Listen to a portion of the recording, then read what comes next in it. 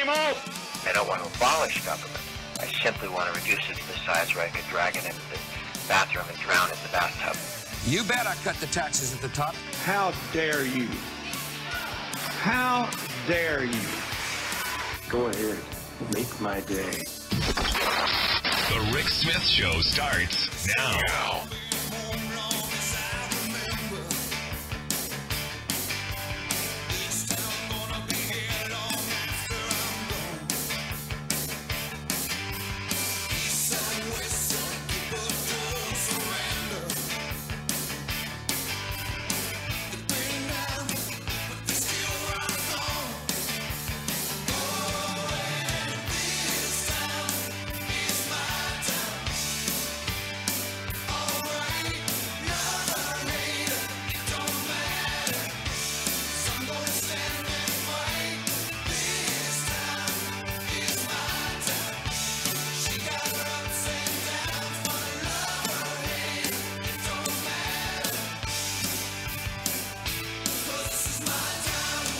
And welcome, brothers, sisters, working class heroes. This is the Rick Smith Show.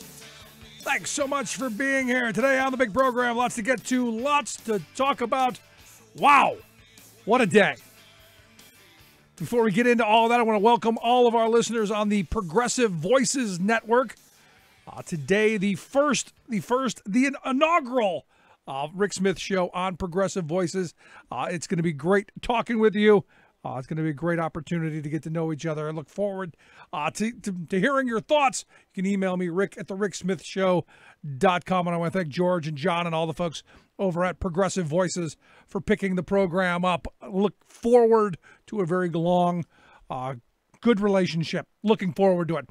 Big news today. My friend Brandon Boyle, congressman here in Pennsylvania, has released and rolled out, unfurled the Stable Genius Act. Yes, the Stable Genius Act, or the Standardizing Testing and Accountability Before Large Elections, Giving Electors Necessary Information for Unobstructed Selection Act. Yes, the Stable Genius Act.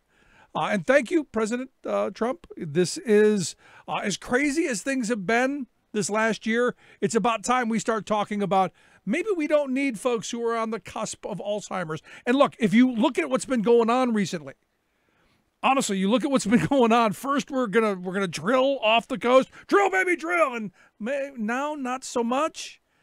Then we're going to we're gonna kick a bunch of immigrants out of the country, and then I guess now we're not so sure. Then we're gonna build a wall. Maybe we're not. Maybe it's gonna be a fence. Maybe it'll just be a garden, a little garden gate. It's no wonder this guy has 2 scoops of ice cream. Can you imagine how long it would take him to decide between chocolate and vanilla? I mean, seriously. And don't even bring up Rocky Road.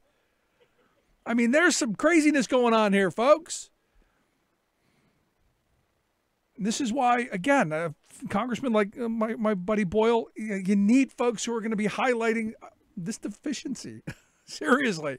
And I said this back in 2016. We should be, there should be a test. First, anyone who wants to run for public office should be tested right from the start. We should know whether you're crazy or not. Because I would argue taking that first step, kind of crazy.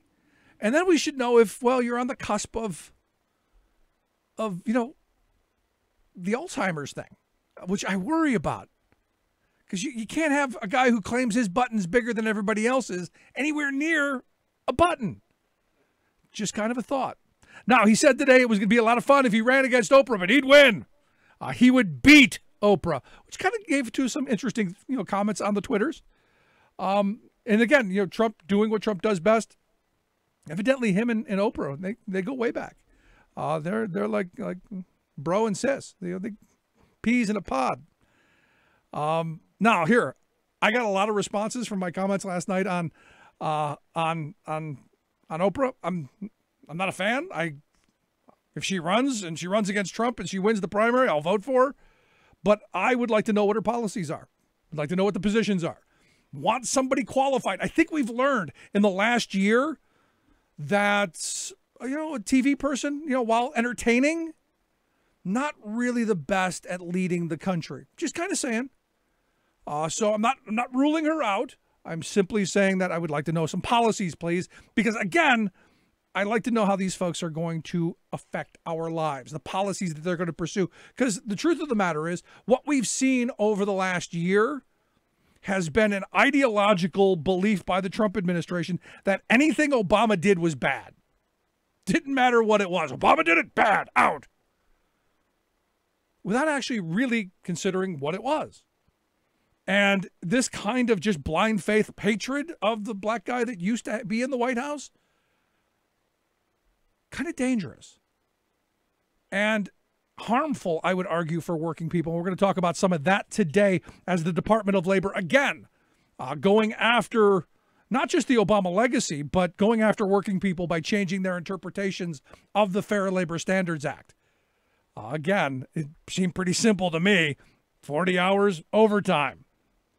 No children in the mines. It seemed pretty simple. We'll see what that will bring us. Today, the big news, obviously, is the North Carolina. The judge in North Carolina has come forth and said, "Hey, your cartoon map."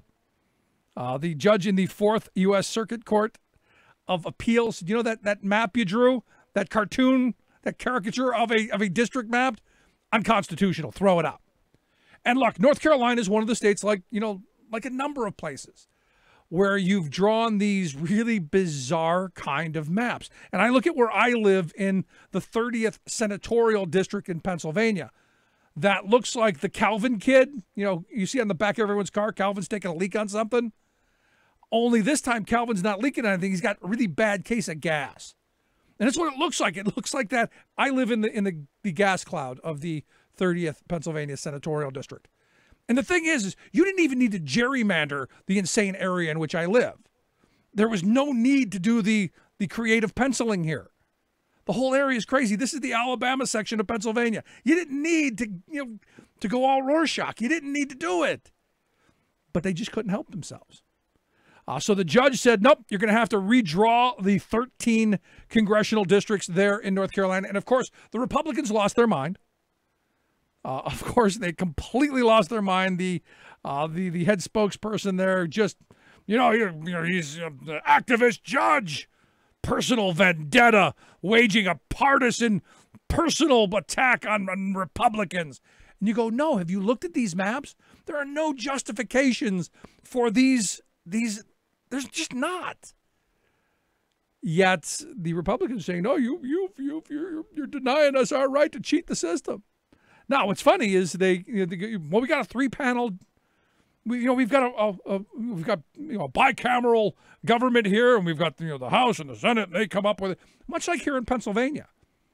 Only here in Pennsylvania, as badly gerrymandered as these are, the other ones were worse. In fact, a woman from Allentown sued. One woman sued and had the first set of districts thrown out because they were so bad. And this woman actually did a great job of coming up with what looked like a fairly compact and continuous map where, voters lived in the same neighborhood almost. They didn't split houses in half. The wife can vote in one district, the husband in the other. I mean, that's what it's coming down to. This is how razor thin they're drawing these districts. And with computer technology and with all of the advanced tools that we have, these politicians, they're picking us when all of us thought it should be the other way around, us choosing them. Not so much. So it's going to be interesting to see where this goes because, look, you've got a Supreme Court because Anthony Kennedy's kind of, again, the swing vote. And again, why the stolen Supreme Court seat so very important. And why the hope is for good health for Ruth Bader Ginsburg and Breyer and the rest of the 4 on the other, Sotomayor and Kagan. Good health to them, please. But right now, that Supreme Court seat, all of this stuff. If they overturn this judge's ruling, and you end up with the kind of gerrymandered districts that North Carolina has, not just in North Carolina, but here in Pennsylvania and across the country, it's dangerous for democracy. I look at Pennsylvania, where I live. We have 18 congressional districts. In the last election, Democrats cast over I think it was like almost 600,000 more votes statewide than Republicans did. Or it was the election before. It was 600,000 the election before, and they only ended up with 5 congressional representatives. So the Republicans lost the popular vote hugely, and yet ended up with 13 of the 18 congressional seats, just because of how you gerrymandered and how you rigged the game. And it was rigged well before. And there are some people saying, well, now it's time for the Democrats to go back and do the same kind of rigging. I'm like, no, that isn't good for democracy. That doesn't make people want to vote. And what we see here in Pennsylvania, the League of Women Voters they've sued the state of Pennsylvania for this gerrymandering stuff. In fact, the Lieutenant Governor, Mike Stack, said, I'm in favor of it. He's one of the defendants, saying, I'm with you. We should end this gerrymandering. He said he's going to file a response to the Supreme Court on Wednesday and is going to unveil a new proposed congressional map. And this is the thing that, again, you keep coming back to. The Democrats are trying to do the right thing, but you've got a stacked court right now that is really just sticking them at every turn. And you go, why is this important? This is important because you want to have districts that are, well, somewhat reasonable. I kind of agree with the idea of compact and contiguous, but I also agree with competitive. If you have these kind of I live in a district that's 65-35. For a Democrat to win in my district, not only would you have to be found with a dead hooker, but you'd have to be found with a live boy, monkeys, midgets, you name it. You'd have to have a whole carnival in your trunk. And I don't even know that would be enough. That's how ingrained in how these districts have been set up. And you go, well, why is that important? Well, because then you end up with people, representatives like we have here, who they don't care what the voters think. They know the lever pullers are going to go and they're going to pull the levers, and it doesn't matter what they do. And it comes out in their voting record. It comes out in the horrible policies. Not just where I live in Pennsylvania, but all across this country, and especially in Washington, D.C. And at the end of the day, until we working people wake up and start talking about real issues, and look, love Oprah. She was always entertaining on TV. I want to know what she stands for. And maybe at some point the popularity, the stardom, maybe the game of politics for the average voter will change to, hey, we're struggling. We're working longer, we're working harder, we're working for less, our standard of living is getting worse. What are you going to do to make our lives better? And look, I talk to Trump voters all the time who say, we believed that he was going to bring back manufacturing. He was going to bring back jobs, and the trade policies were going to be right there, and we were going to win again. And yet you look at what's gone on over the last year, it's been a clown show. And nothing has made folks' lives better. Stock market's doing great. But you know what? It was doing better before Trump. Job creation's doing okay. It was doing better before Trump. So all of this stuff that he's saying, me, look what I've done. No, you've actually made things worse. Because the trajectory was better under the old guy. Bring us back Obama. Job creation was better. The stock market was even going up. But the average everyday working person, the person who's punching that clock, who's struggling to make ends meet, their lives aren't getting any better. And for all the talk of repeal and replace healthcare, all they've done is they've made it worse. My hope when the Affordable Care Act passed was that we would continue to make it better. Didn't like it in its original form, and here we are years later, still don't like it in its original form. We should have been moving the ball forward. But again, Republicans who lost the Medicare fight didn't want to lose this one. And they have obstructed, they have delayed, they have gridlocked, and now they've, what was it, like 60, 70 votes to repeal and replace? And now that they have total control, still can't do it. So they can't even get out of their own way. And what's happening? The lives of average, everyday working people, the lives are getting worse. And the struggles are getting greater. And I'm telling you, we got a lot this year, a lot to do. And it's going to start with educated, active, engaged voters. No more popularity. Oh, he was on TV. Oh, he's so handsome. Or, oh, she's so pretty. None of that. What do you stand for? What are your policies? What are you going to do? That's what I want to know. Going to take a quick break. When we come back, we're going to talk with our good friend David Yankovich, fresh off of the big campaign in Alabama. He's got some thoughts on how maybe the Democrats can take advantage of what we learned in Alabama, the lessons there, and what that means for 2018. Got to take a quick break. Right back after this. Stick around. You're listening to The Rick Smith Show. We're working people. Come to talk. 10% of the people own 90% of the wealth. Where do you fit in? Take a look at yourself. 10% of the people own 90% of the wealth. Where smart policy and sound investment matters. The Rick Smith Show. I'm Rick Smith, and this is Labor History in 2.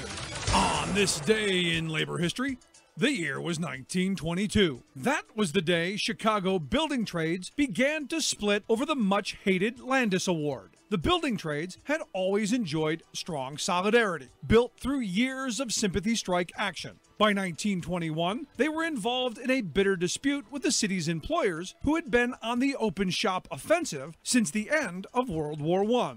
Contractors attempted to impose deep wage cuts and instituted a lockout when the building trades refused to go along. Judge Kennesaw Landis, who sent close to 100 IWW members to prison during World War I, arbitrated the dispute and issued his award that fall. Considered a major blow to the building trades, his award outlined 8 points on behalf of the employers. It imposed deep wage cuts of anywhere from 15 to 40%, practically abolished the right to strike, and undermined years of established work rules. As the Chicago Federation of Labor and Building Trades Council geared up for the fight, the employers created their own Citizens Committee to enforce the award. The Chicago Federation of Labor noted that of the committee's 176 members, only 54 were based in the city, and of those, only one had any connection with the industry. And on this day, the Chicago Building Trades Council called for a strike. Some unions refused to abide by the call. The building trades split, with the carpenters and painters among those in favor of striking, versus the bricklayers, electrician, and ironworkers voting to honor the award. A reported 60,000 building tradesmen walked off the job anyway, but the strike soon failed. The trades continued to erode the award's strength, and by 1926, many local agreements simply superseded its enforcement. Labor History in 2 brought to you by the Illinois Labor History Society and The Rick Smith Show.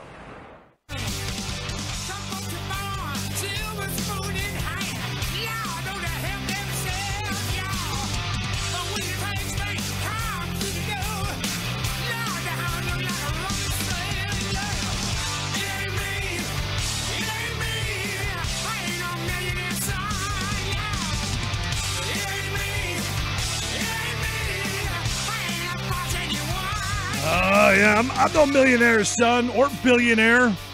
I got to tell you, my favorite little thing over the weekend of the Fire and Fury weekend with Steve Bannon was the media is going to crack Junior like an egg. And absolutely, I mean, that apple fell not far from the tree at all. Welcome back to The Rick Smith Show. Check out our website, thericksmithshow.com. So fresh off the big victory in Alabama, our good friend David Yankovich, you can take a little time to talk with us. David, thanks for coming on. Thanks for having me, Rick. Glad to be back. It's been a while. Yeah, I mean, you took some time off, went down to Alabama, and I got to be honest, I thought, hey, great opportunity, go down and spend a little time in the South, take a beating. That didn't happen. Great team down there, and probably the toughest Democrats you'll ever meet. We definitely didn't think we were going to take a beating, and we went into it, knowing full well what could happen, and just try to run as hard as we possibly could. So anything out of that? Any lessons that we've learned from maybe how you run in some of these really Republican districts? Because look, most of the people I talk to not thrilled whatsoever with the direction of the Republican Party. In fact, most people I know think the party has left them behind. So any lessons from that election? Oh, man, there are so many.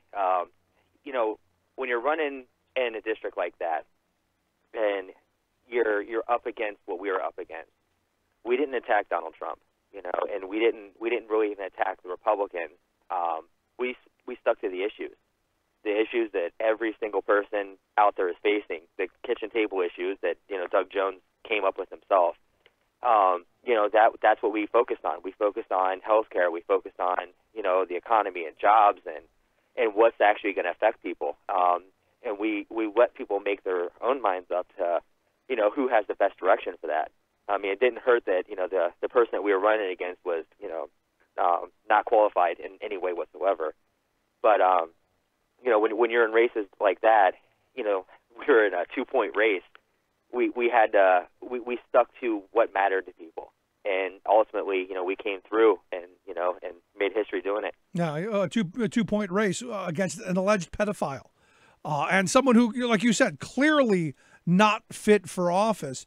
And yet, you know, it was close. But here's the thing. How do you run a campaign and not attack this administration's policies? Because, look, I agree with you. You got to talk about issues. You got to talk about jobs. You got to talk about healthcare. You got to talk about all of that stuff. But this administration, from what we've seen so far this first year, and maybe this is just my opinion, is that everything that you're talking there about, they've actually made worse. Well, the biggest secret, I think, in the world that everybody probably knows but doesn't is that everybody, Republicans and Democrats, are tired of divisiveness. Yeah. You know, they're tired of fighting. They're tired of the BS that comes with all that. Everybody just wants to talk about how are you going to help me. Like you saw it. I mean, you know, the president endorsed Roy Moore, and still it wasn't enough. Like, people want to know how you're going to make our lives better. And, you know, in that fight we won because Doug Jones cared more about their lives than our opponent did. You know, it's a really easy thing to stick to the issues and stick to your strategy once you commit to it.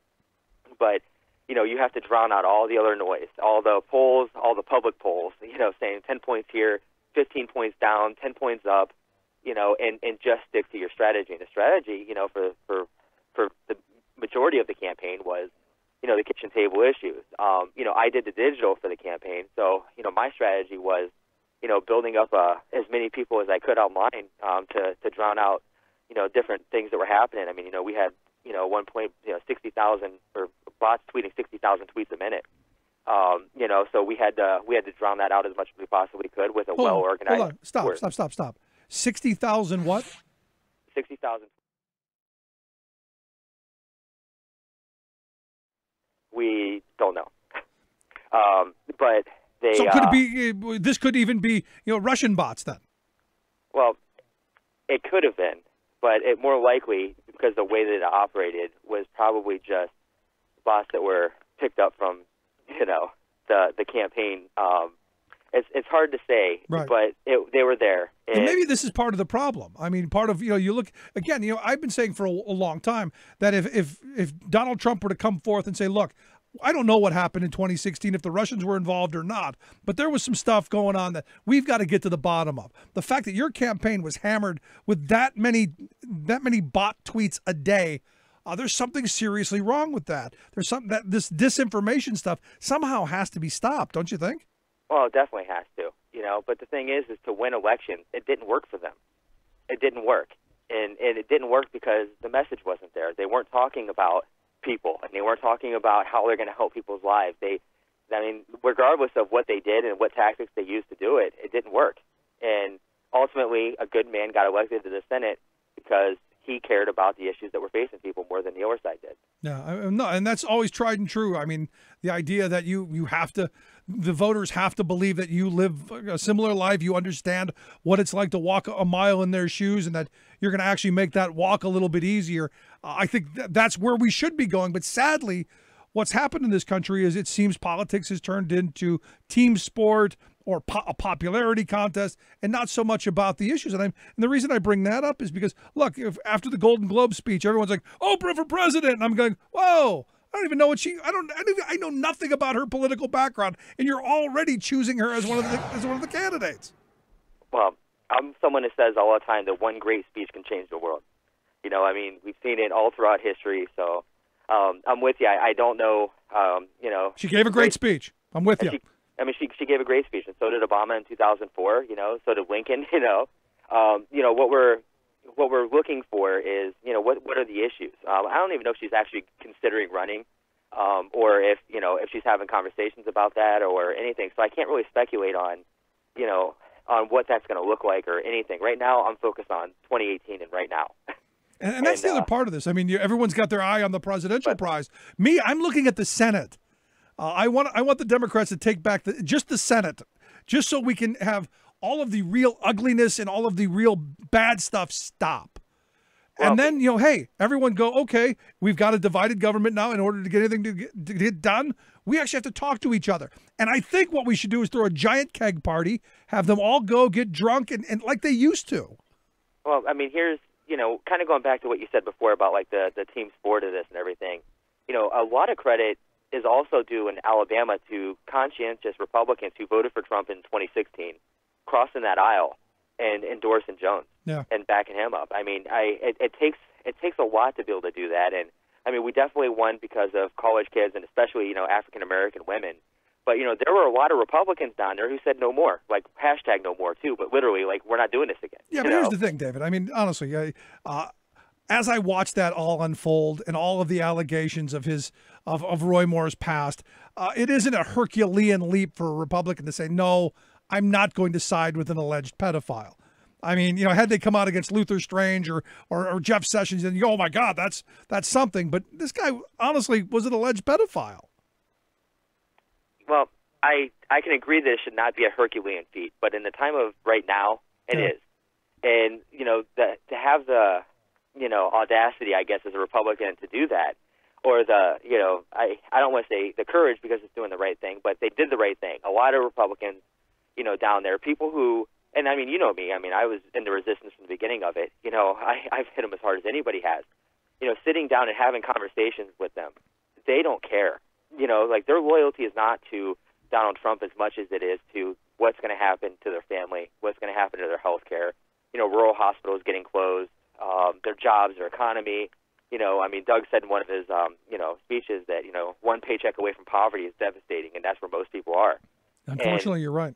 I mean, and that's what we're facing. So at the end of everything, like these political divides that we're seeing is not as strong as it has been spoken about in the last year, and we proved that in Alabama. We drove the wedge there, but we did it in a way that, you know, that helped people, and that we never really attacked the Republican Party. And when we had Republicans come in and endorse us and stuff, we talked about how honorable it was what they were doing, and we put it in a positive light about, you know, the two-party system and the way it used to be. You know, we can get back to fighting about, you know, budgets later, but right now we're fighting some pretty serious stuff. And, you know, we all came together in a way that, you know, got us the win there, but it was hard. It definitely was hard. Now, looking at the coming months, because, you know, I'm sure every Democratic candidate in a gerrymandered district across this country is looking at what you guys did and going, okay, what do I take from this to be able to use in our backyard? Because, you know, look, you were very successful, and I think you're right. I think you have to go into these races and you have to talk about how we're going to make people's lives better. And I wish the Democrats, and I'm hoping that they're moving towards this, does like Newt Gingrich did back in the 90s. Make sure you have a candidate in every district, even the ones you're going to take a thrashing in, to talk about the issues and how you're going to move working families' lives forward. Yeah, and I mean, the first thing I tell everybody is, what is your purpose? If you're running for office, why are you there? Like, if you're running in a district where you're plus 30 Republican, you should understand you're probably going to lose. So why are you running? You know, is it for yourself, or are you running for the issues? Like, what is your purpose for being there? That is the most important question that I ask anybody anymore. Like, why? And, you know, I mean, for the Jones campaign, I mean, you know, his purpose for being there, he thought he was the best person equipped for the job, and he knew and fully well understood that it was a long-shot race and it was going to be hard and everything, but he decided to do it because someone needed to speak to the issues that he was passionate about. When I talked, I mean, when we have Republicans and gerrymander districts and stuff. I mean, what's your purpose for doing it? You know, build a good team around you, people who you trust, who don't care if you're on TV, who don't care, you know, and don't drink the Kool-Aid, who will give you straight opinions and protect you from, you know, all the BS that drags you around everywhere. You know, you have to have a good kitchen cabinet. And then, you know, you build a great team. You know, you have to have people on your team that, I mean, everybody in that campaign, like, I'm so proud to know and work with. Every single one of them was tough. I mean, did their job. There was very little drama. You know, it was just a really good experience. You have to have that. But the biggest thing is, for me, is digital.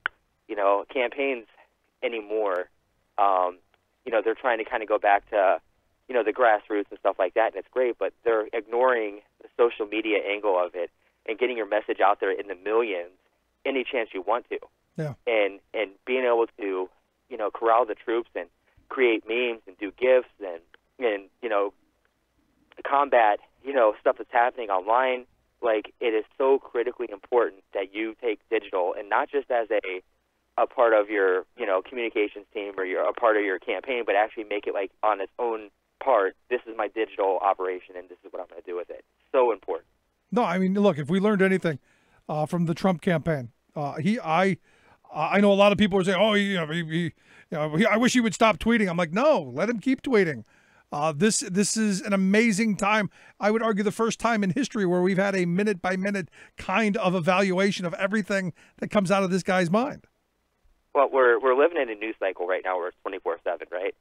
And social media and digital is 24/7. Yep. Like, if you're working 9 to 5, or if you're only using social media as a press release tool, and you're not thinking about it in terms of fundraising, or you're not thinking about it in terms of crowd building or engagement or persuasion or any of that stuff, you're missing out on, I'd say, probably close to 60% of what you can actually accomplish in a campaign, whether it be with your fundraising abilities or whether it be, you know, just with getting your message out.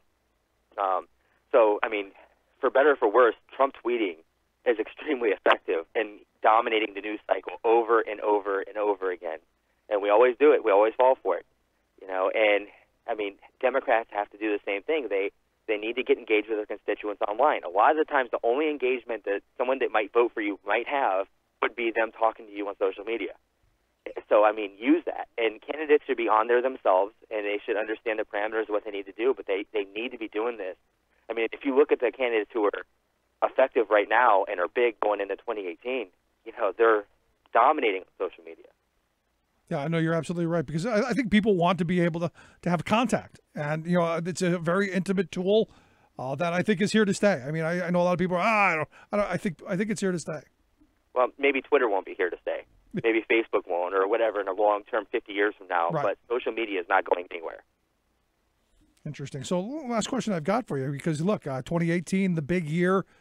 You're saying social media is you know, an integral part of it. What advice do you give people who, you know, maybe novices, maybe know nothing about it? What advice? I mean, the biggest thing I would say is get somebody who knows how to do it. Get taught on it. Even the basics. Even if you just go on there and you're driving in a car and you're between two events and you just want to say, hey, I'm thinking about the CHIP program. It's, you know, it's unacceptable that, you know, all these children in the United States, you know, our lives are hanging in the balance right now.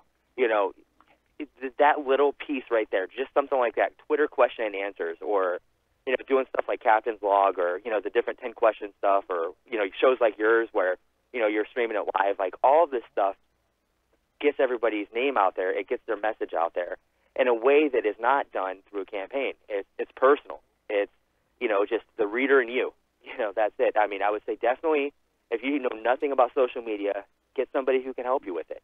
And there's a lot of people out there, you know, who are willing to engage. And in the next week or two, I'm going to have some really big news, and I'll come back on the show and kind of talk about it. But in a way to really help, you know, kind of drive that discussion and drive that campaign. Looking forward to it, because I think it's important. Look, at the end of the day, what you guys did down there in Alabama, if you can bottle it, let's do that. We're gonna do our best. It was a miracle in Alabama, but the people there really, I mean, I know it's a slogan now and a catchphrase, but they really chose to be on the right side of history. Good stuff. And, I mean, that was a decision that, I mean, everybody, I mean, there's so many passionate volunteers. I mean, when I got there, I was blown away by the people who were just retired. They just wanted something different. And, I mean, they fought hard. And, I mean, they put in probably 40 hours a week on top of their regular jobs and everything, just volunteering to help out and, write postcards or tweet or do GIFs or memes or just spread the message. I mean, it was amazing. Good stuff. Good stuff. Like I said, I'm hoping we can bottle it and or figure out how to share it so that 2018 is a positive year. David, I appreciate the time. Look forward to having you back in real soon. Always, Rick. Thanks for having me. Good stuff. Our good friend David Yankovich. You want to check out his writings and his stuff, we'll get a link at thericksmithshow.com. Quick break, right back with Talk Media News. Stick around.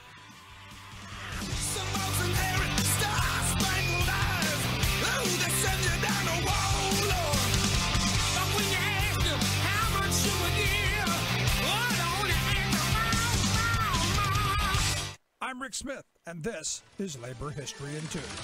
Do national security concerns outweigh the right of workers to form a union? That question was being debated on this day in labor history. The year was 2003. The head of the Transportation Security Administration, James Loy, made the case that collective bargaining would be an impediment to the war on terrorism. He signed an order that prohibited unionization by passenger and baggage screeners. The move was just one of several that eroded federal workers' rights in the name of national security in the aftermath of 9/11. The TSA was founded in the months after the 9/11 attacks by the Bush administration. Prior to the TSA, screening was done by private contractors run by the airlines. With the new organization, more than 45,000 screeners became part of the federal workforce. Massachusetts Senator Teddy Kennedy disagreed with the Bush administration's position that these workers could not join a union. He released a statement saying, "It's not Homeland Security, it's union busting." The TSA workers did not give up their fight to join a union. For the better part of a decade, they continued to organize and make their case. In 2011, the workers voted to become part of the American Federation of Government Employees. It was the largest union election by federal workers in United States history. There are limitations to the union, however, such as the screeners cannot go on strike,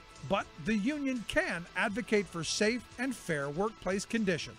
When the union was finally recognized, President of AFGE John Gage issued a statement. He declared, "Today marks the recognition of a fundamental human right for 40,000 patriotic federal employees who have been disenfranchised since the inception of the agency. Today, nearly 16,000 screeners have joined the union." Like what you hear? Check out more at laborhistoryin2.com. The most important issues of the day. This is The Rick Smith Show.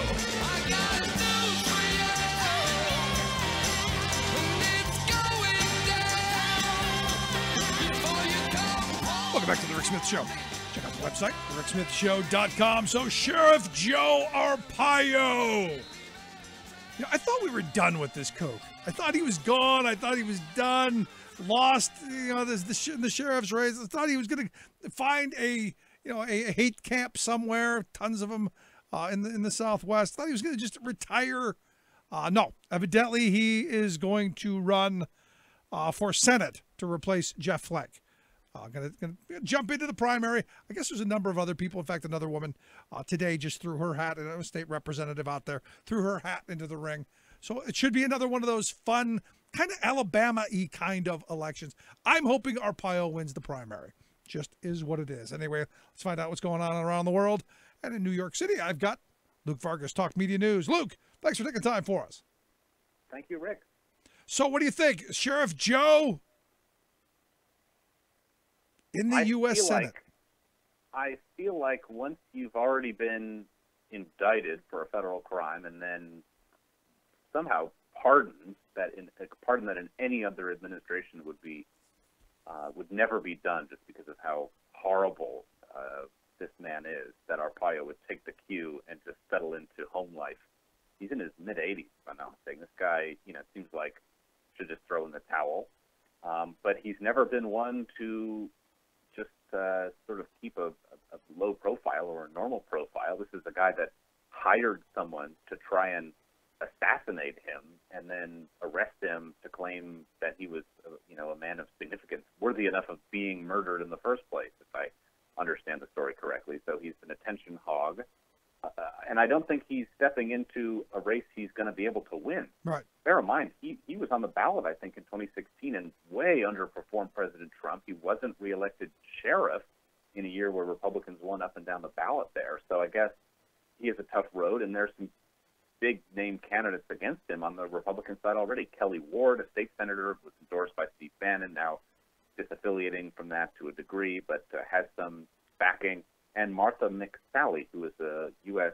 Air Force pilot in the first Gulf War and currently in the House of Representatives. So there's already names in this race, and it's a tight race against Democrats, too. And I'm guessing Democrats are trying to view this like the Alabama race. You've got a divided Republican Party, maybe try and help Joe get, through, or at least to divide the vote, and then have a Democrat come in and win here. And I know the Democrat in that race is already fundraising off of the fact that Arpaio has thrown his hat in. So I got tons of emails today. He has a path to victory. Yeah, I mean, the email, my box was full of, Arpaio's running, and I'm going, he doesn't really stand a chance. He lost in Maricopa County there, and badly, if I remember right.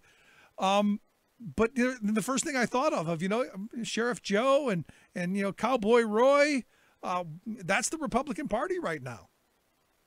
Yeah, we'll see what President Trump does. If he chooses to endorse him again and weigh in on another one of these Trump versus Bannon primaries, or if he just says, look, this would seem like the reasonable thing to do, but again, that has never been a good way of predicting the past year. But you think he just say, okay, I've done enough for you. Good luck out there. But who knows? If Trump gets in here, I think it's going to really divide that Republican ticket. Crazy, going to be very interesting. Let's move on. Some good stuff coming maybe out of the Senate. Maybe there's going to be a vote on reversing the Trump's FCC's net neutrality decision. Any thoughts? Yeah, Senate Democrats came out on Tuesday afternoon and said they have 40 co-sponsors for a bill that would reverse the FCC decision. This is through the Congressional Review Act, which gives both houses a chance to be able to undo federal regulations. You need 30 co-sponsors. They got 40, so this is going to come up for a procedural vote.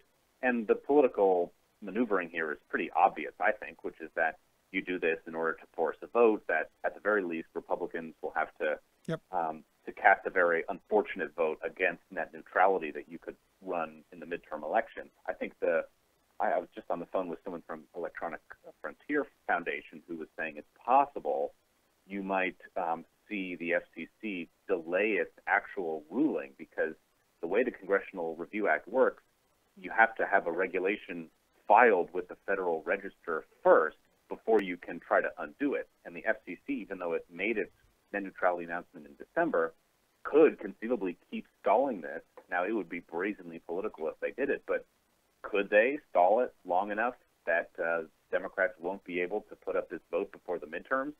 Again, that would obviously be politics completely co-opting the federal government, but we've seen that happen before, and it seems like it would, behoove those who want to appeal net neutrality to prevent it from becoming a midterm election issue. Yeah, what Republicans wanting to rig the system? Really? You think? I don't know. Well, that's why I'm suggesting it's a possibility at the very least. Anything is possible, and chances are it's likely. It'll be interesting to see how this goes, because, look, I've had so many conversations with people about this that, the last guy I talked to was the last person on the earth that I would have thought cared about net neutrality. And he was passionate about it. I mean, look, I don't know many truck drivers who care about net neutrality. This guy was ready to take to the streets.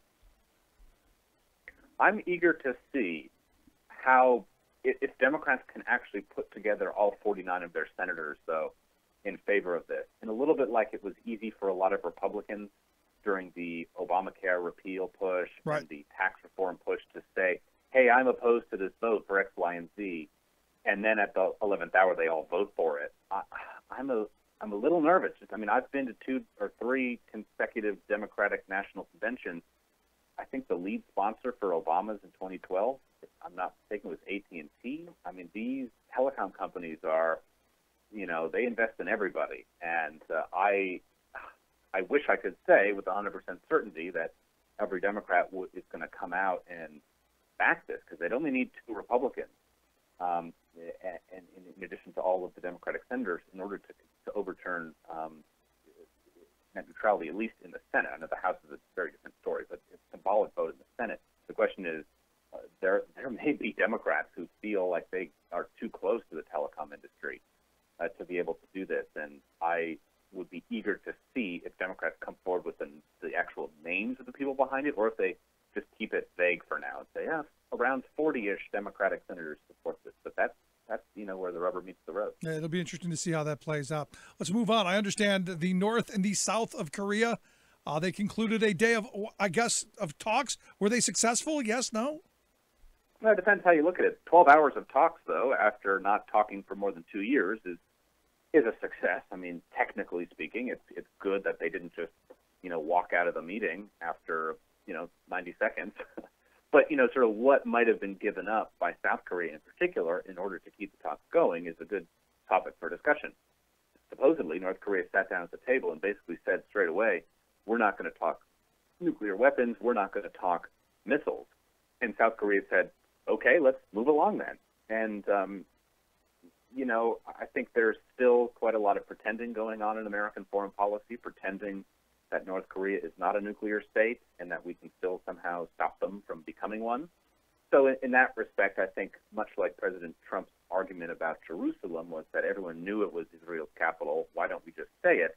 I disagree with some of that logic, but I think something similar may apply here, that it's just sort of, it was necessary for everyone just to admit North Korea has nukes, even if that's sort of a defeat for us, supposedly, that it's better to just have a groundwork for negotiations that's tethered to reality. That said, North Korea did seem to walk away with more. And South Korea may be able to postpone any sort of destabilizing nuclear tests or missile tests while millions of people are in Korea for the games. North Korea is going to get a huge propaganda payday from this, being able to, film their diplomats commingling with the rest of the world. They want to not only say they've got a powerful military, but they like to pretend to their own people that they are a peace-loving nation, that they are, they can make friends with the rest of the world. And so the footage they'll get from the Olympics will serve their own domestic needs. And we've already seen North Korea propaganda in the past claiming that that country had won the World Cup a few years ago. So certainly they will use the footage of their figure skaters competing and probably take a shot of some American female figure skater crying and make some sort of newsreel about how they walked away with gold and they're the best figure skaters in the world. So that's not a reason not to do any of this, but I do think there's a lot of propaganda value, intangible value, for the North Korean regime to get these concessions to be able to play at the Olympics. That's a good point, and it's something that I think most people don't even think about is the propaganda argument.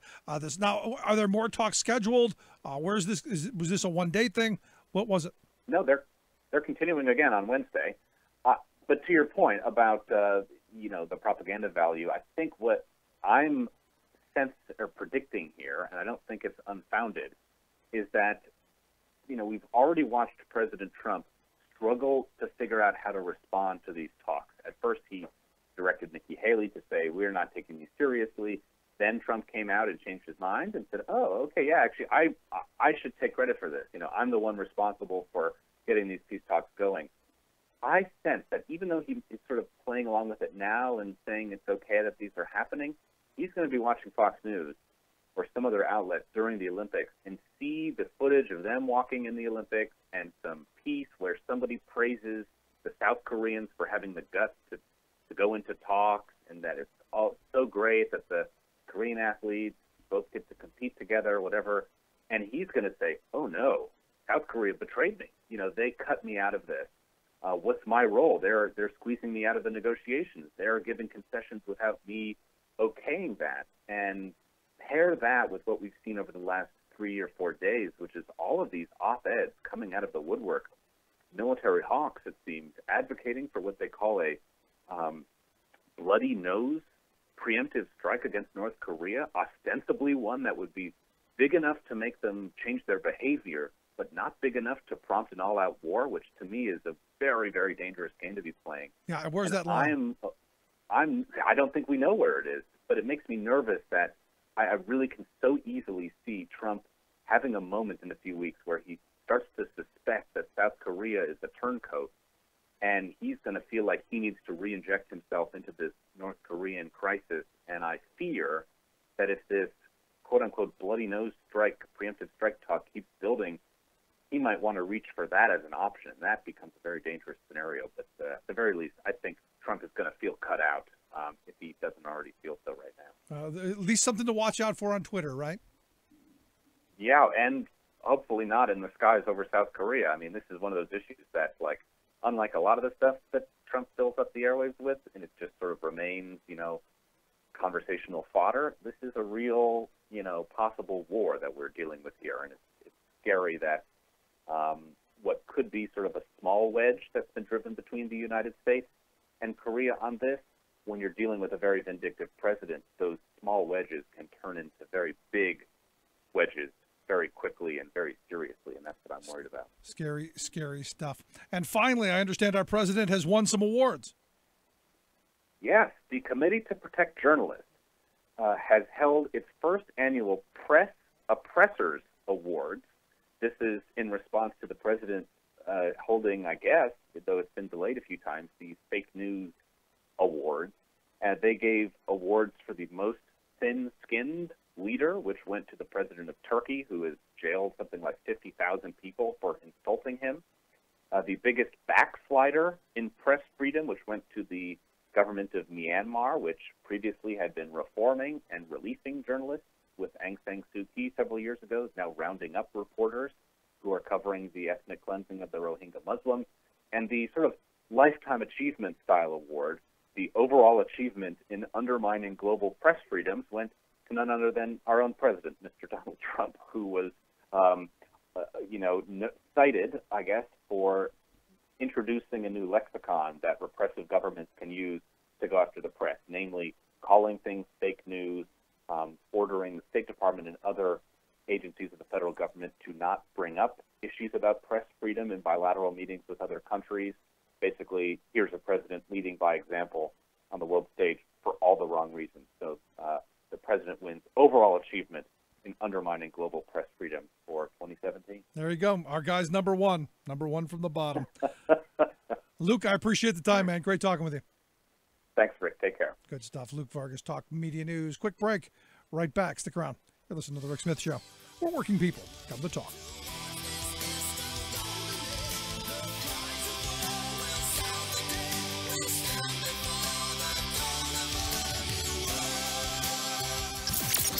Radio of, for, and by we the working people. The Rick Smith Show. As the royal triumvirate of Donald Trump, Paul Ryan, and Mitch McConnell continue their perverse quest to turn our America into a gold-plated Trumplandistan for oligarchs, they keep insisting that their blatantly elitist schemes will magically elevate the middle class and even the poor, delivering a 7-course dinner to everyone. Yeah, right. As we've now seen from their totally regressive new tax law, your and my 7-course dinner turns out to be a 6-pack and a possum. In fact, as the Nonpartisan Tax Policy Center reports, 10 years from now, 83% of the benefits in the Trump-Ryan-McConnell Tax Act will be flowing to the wealthiest families, while more than half of America's middle-income and poor people will actually see their taxes rise during the next decade. Meanwhile, this egregious giveaway to undeserving corporate elites will add as much as $1.5 trillion to the federal deficit. No problem, says the slap-happy triumvirate, for we have a plan to cover the cost of these lavish tax cuts we've given to the royals, including cuts for the gilded Trump family, which just happens to be one of the Act's top beneficiaries. As Trump himself explained the plan, we're going to go into welfare reform. Yes, the plan is to cut such essential safety net programs as children's health care, food stamps, jobless programs, and, as Ryan now publicly admits, they intend to cut your and my Medicare and Social Security.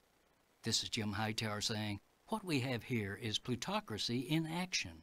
The precious few are intentionally knocking down and locking down the many to further enrich themselves. This is why the social cancer of inequality is spreading so rampantly in America, devouring the very middle class that Trump and company are using, ironically and cynically, as an Orwellian rationale for passing their plutocratic agenda. What do the corporate powers from Wall Street to Walmart have in common? They hate the Hightower Lowdown. You can see why at www.hightowerlowdown.org.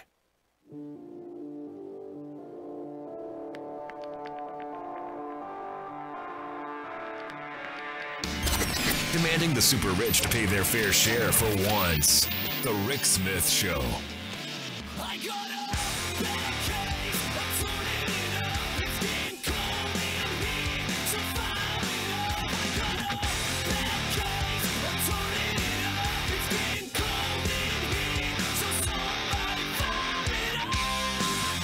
So on Monday, Donald Trump was giving a big speech to the American Farm Bureau Federation, their annual convention there in the great state of Tennessee, where he told them they were just lucky. They were so lucky that he gave them the privilege to vote for him. He said, "We are streamlining regulations that have blocked cutting-edge biotechnology, setting free our farmers to innovate, thrive, and grow. Oh, you are happy you voted for me. You are so lucky that I gave you the privilege." And the crowd laughed and cheered and, yeah, yes, Mr. Dictator, yes. He goes on to say the other choice wasn't going to work out too well for the farmers, and I hate to miners or anybody else. And yeah, they went crazy. Gave you the privilege. Gave you the privilege of voting for him. I mean, stop and think about the mentality that goes into that. And then be very afraid. Be very, very afraid. Because look, 2018 is a really important year. And what we've seen across the spectrum, we have seen Republican operatives attempting to block access to the vote. You've got the Kobach Commission and Kobach's background and with cross-check and look, they really believe. And again, I think anything that comes out of Trump's mouth is something that has been said in a private meeting. I believe he has no filters. He wants to sound smart. He wants to sound like he knows something. So if someone said something and he goes, I like that, it's coming out. There's no stopping it. There's no filter, which is why I keep saying, please, Mr. President, tweet lots. In fact, you should think of the White House as a reality show and have a camera 24/7. Seriously. John Huntsman, he is the U.S. ambassador to Russia. I was giving a speech today behind the door briefing with lawmakers, said that he believed that it was a foregone conclusion that the Russians had meddled in 2016 and that he believes that 2018 the same thing's going to happen. And he said, look, if that's the case, U.S.-Russian relationships are done if the Kremlin interferes in this election. And I look at this and I go, they're done now if they do it again? So they got the mulligan? Is that what we're to believe? And the thing is, you still have the administration who will not admit, will not come to the reality that this stuff happened. I mean, it's one of those things that makes you wonder, will they ever? Will they ever get it? Anyway, for listeners who are listening to stations that only carry the first hour of the program, thank you for joining us. If you want to join the second hour, just go to thericksmithshow.com. For hour 2, head to the website, or you can download the podcast later on down the road. All of that stuff there. Love to hear your thoughts, your questions, your comments. We'll make sure that we get it in hour 1. Just let me know that your station only carries hour 1, and let's figure out how we get them to pick up the second hour as well. I'd love to hear your thoughts. And again, to all of our listeners on the Progressive Voices Network, love to hear your thoughts. Thanks so much to John and George and the team there. We're going to take a quick break and then right back with hour 2. Stick around. This is The Rick Smith Show. We're working people. Come to talk.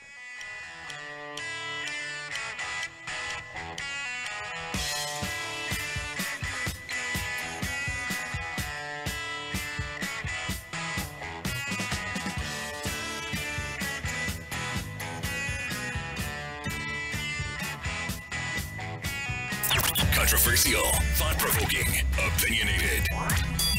Rick Smith. Remembering that united we bargain, divided we beg. Rick Smith. He's going the distance. He's going for speed. She's all alone in a time of need. Yes, going the distance. Welcome back to the Rick Smith Show. Check out the website, thericksmithshow.com. The big weekend. Fire, Fury. Sound and Fury. Executive time. I need some executive time. Honestly, it's one of those things where just a nap would do. Can we call it a nap? Look, honestly, I wish the president would take executive time all the time.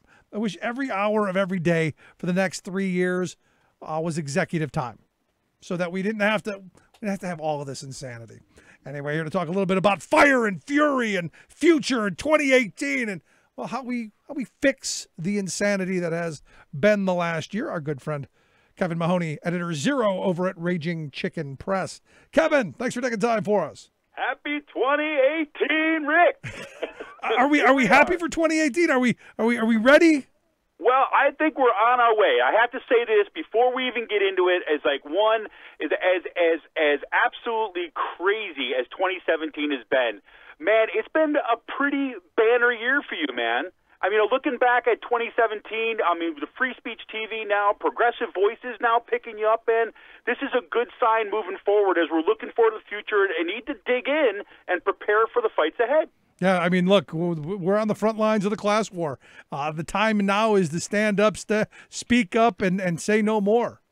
No, that's absolutely right. That's absolutely right. And, this is the kind of talk that we need to be having. Because just as you said as the lead-in here is that the media has been dominated by Michael Wolff's book, The Fire and the Fury. And, I thought it was kind of, frankly, I just finished it today. And, okay, palace intrigue, sort of.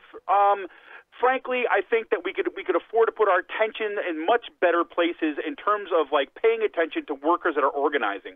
And I worry about how that this kind of ready-made media narrative in the Fire and Fury is going to kind of suck up the oxygen and kind of pay attention to only Trump and the insider Trump and not basically take the eye off what's actually happening in the Republican Congress and what's actually happening in the resistance in the streets across the country. Yeah, and it's exactly what I said, yesterday on the program, that, I look at the book and there, maybe it's just me being cynical and jaded, but there's part of me that thinks this was all part of a well-scripted episode of political theater.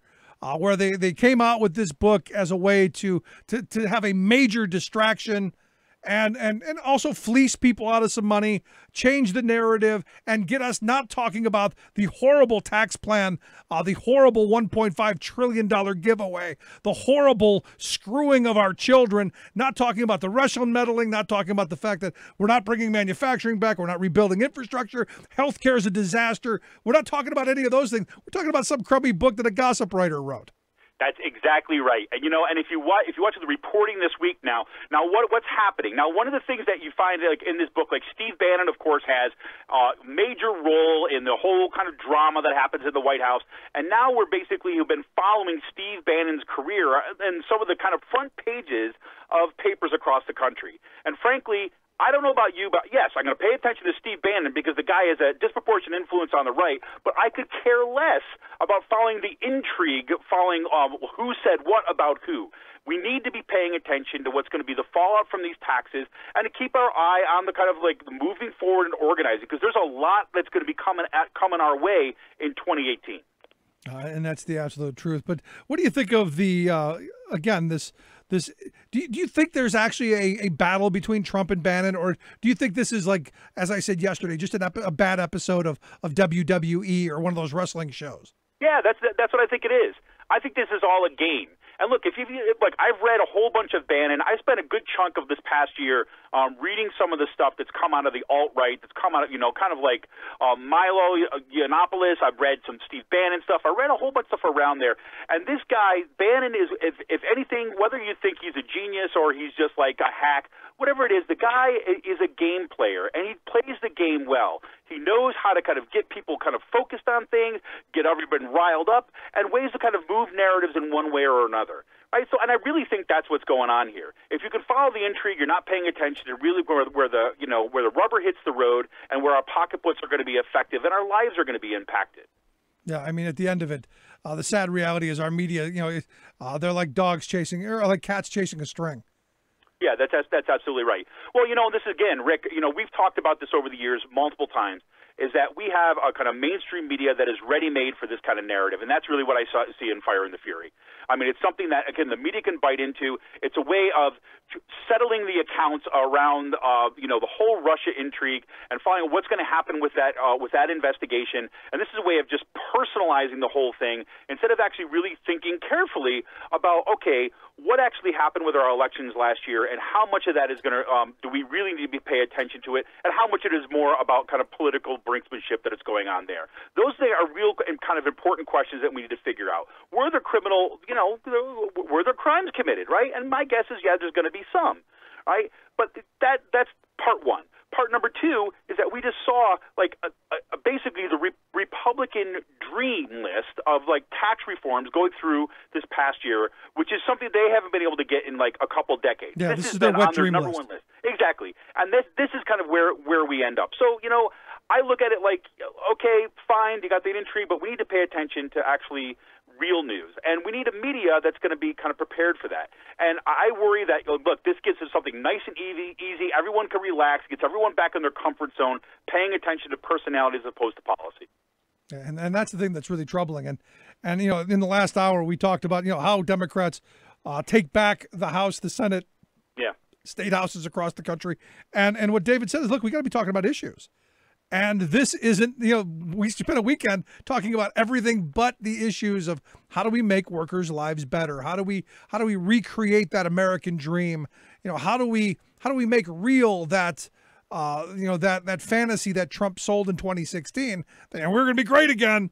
How do we make that real? That workers can, one worker can work and support a family, and you can send the kids to college and not be in a lifetime of debt. That if you get sick, you have health care and you don't end up bankrupt.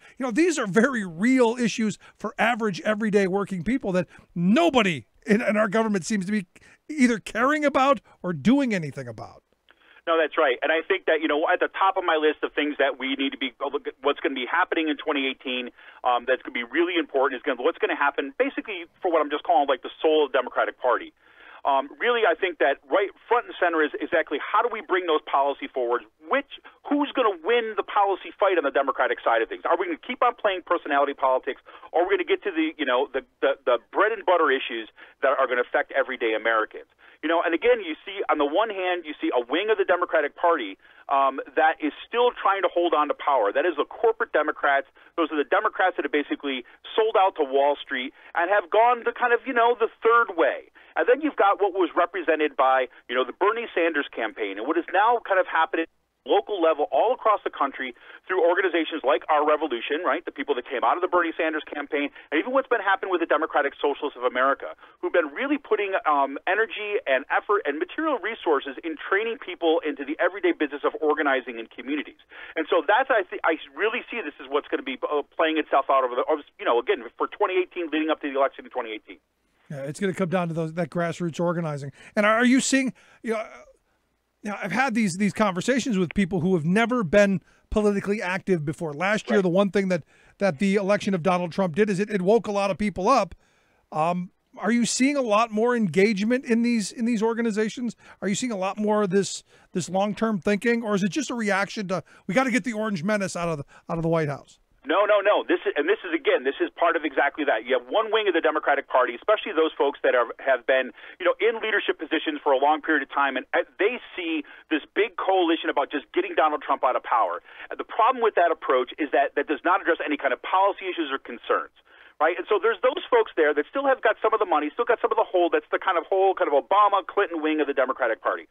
However, you look at organizations like DSA and Our Revolution have been putting their energies into kind of local organizing campaigns, and we're seeing that all over the country. Let me give you two examples from just right here in Pennsylvania. Right, so for example, like Democratic Socialists of America where have they, who's heard of them up until this past year, right? Yes, there's been a few people on the left who know what's going on with DSA, but DSA has actually been turning around. They've actually been training people on door knocking and doing kind of door-to-door campaignings in communities. So this past, it was like a couple weeks ago now, right before the end of the year, there were political candidates in Pennsylvania that are kind of running for office, running for statewide office or local office out in the Pittsburgh area, right, who are actively seeking the endorsement of DSA, right? That's unheard of. Right, these are Democratic candidates that are going there seeking the endorsement of DSA. And why are they doing that? Because they recognize that there's organizers in the DSA there. That's one example there. Then you've got, say, for example, we've got a whole bunch of kind of crazy stuff going on in the Pennsylvania 7th, right? A whole bunch of sexual harassment campaigns, all this. But there's going to be some really interesting campaigning that's going on down there. And there's a woman by the name of, say, Molly Sheehan, just take her as an example. She's come out of her work working with the indivisible groups, working with some of the kind of iRevolution people and with the progressives in that kind of the 7th district, and she's stepping up and running for office, right? And she's getting a lot of support from grassroots organizing. That's the kind of stuff that's not making the national headlines, but that's being repeated in communities across the country.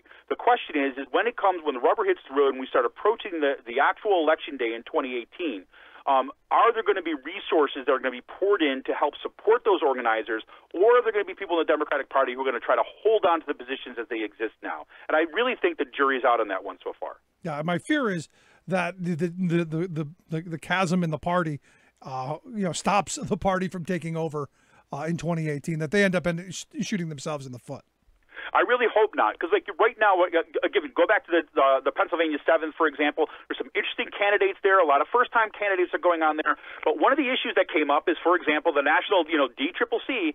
They start, okay, look, you got all these candidates that want to run, but then they start going out and looking for, a couple of these kind of real estate magnates in the Philadelphia area and try to convince them to run, right? And start because it makes it a nice, safe candidate for the leadership of the DCCC, like nationwide, right? Now, what they should be doing is instead of looking for someone to drag them into a race, to supporting those candidates that have already got the grassroots support running.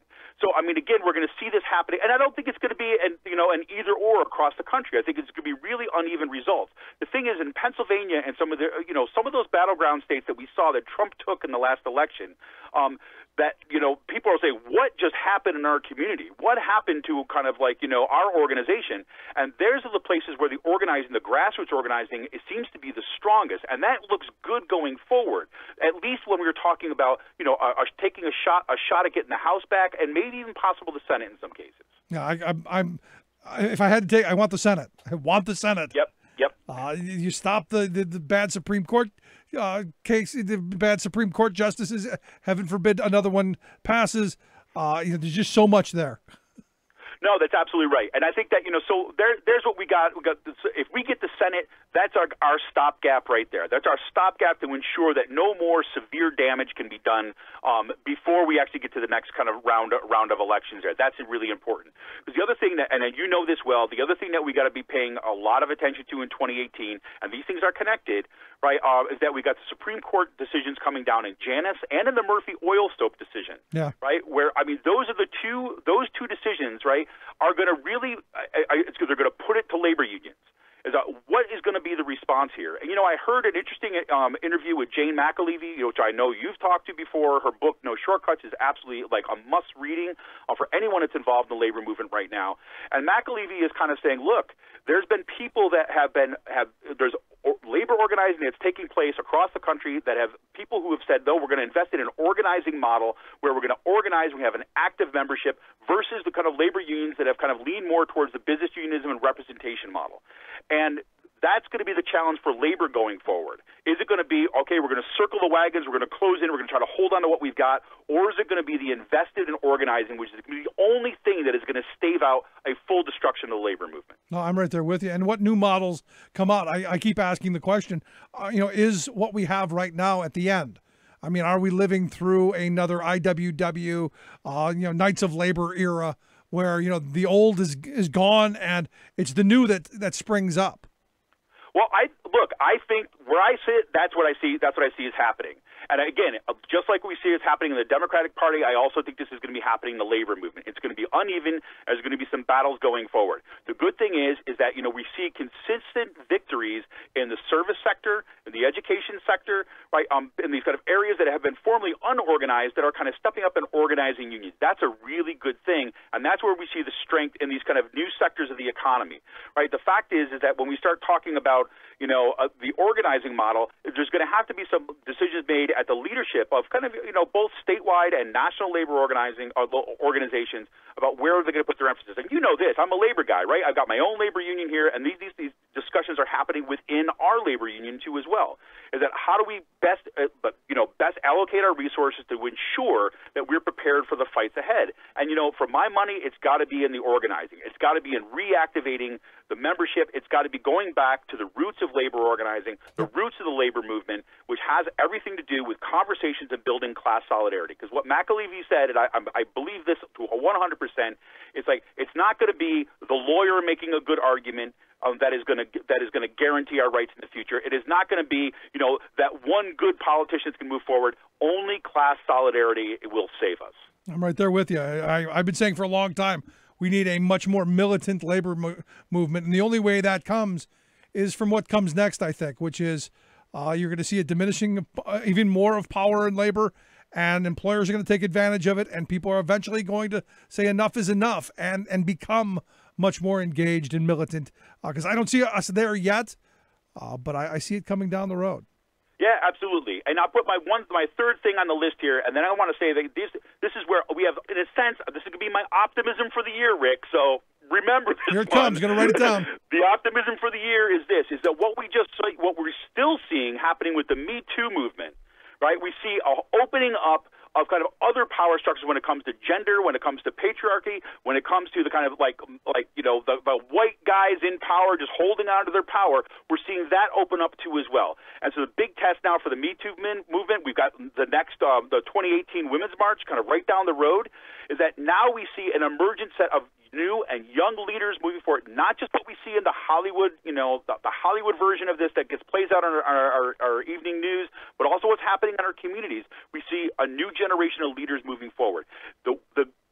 The hope and the optimism is this, is that since we see flux right now in the Democratic Party, we see flux right now within the labor movement, we see flux right now when it comes into who gets to control kind of all of our institutions of power, we see the emergence of kind of new women leaders, that we have an unprecedented opportunity to work all together and build that coalition to build power moving forward. And, you know, it's very few times that we ever get to bring together these movements and have the opportunity to organize, not just to kind of like get us back to the Obama years, but to move us forward into a future that's going to be better for all of us and all of our children. I'm right there with you, and the hope is it happens, and that we maintain, we stay in the streets, we stay active and engaged, and hopefully 2018 we right the ship. Kevin, I appreciate the time. Always great talking with you. All right, you got it, Rick, man. Happy 2018, man. You as well. Our good friend Kevin Mahoney, Editor Zero, Raging Chicken Press. You want to check out the work they do. Fantastic stuff. Let's take a quick break. Right back. Stick around. You listen to The Rick Smith Show. We're working people. Come to talk.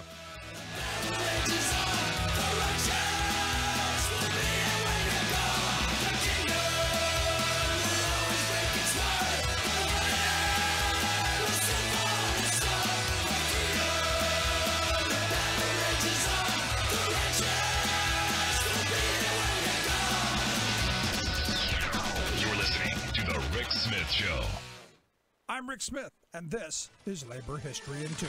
On this day in labor history, the year was 1922. That was the day Chicago building trades began to split over the much-hated Landis Award. The building trades had always enjoyed strong solidarity, built through years of sympathy strike action. By 1921, they were involved in a bitter dispute with the city's employers, who had been on the open shop offensive since the end of World War I.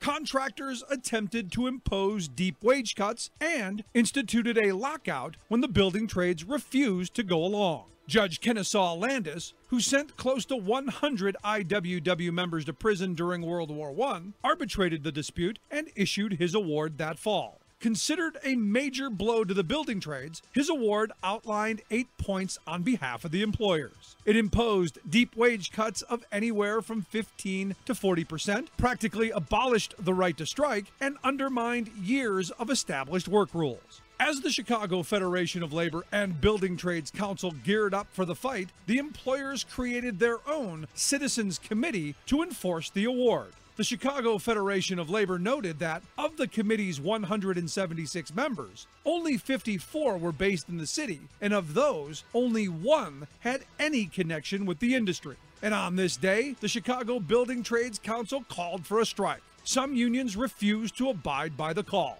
The building trades split, with the carpenters and painters among those in favor of striking, versus the bricklayers, electrician, and ironworkers voting to honor the award. A reported 60,000 building tradesmen walked off the job anyway, but the strike soon failed. The trades continued to erode the award's strength, and by 1926, many local agreements simply superseded its enforcement. Labor History in 2 brought to you by the Illinois Labor History Society and The Rick Smith Show. Your working class radio experience, where hard work, common sense, and rational thoughts are a reality. The Rick Smith Show.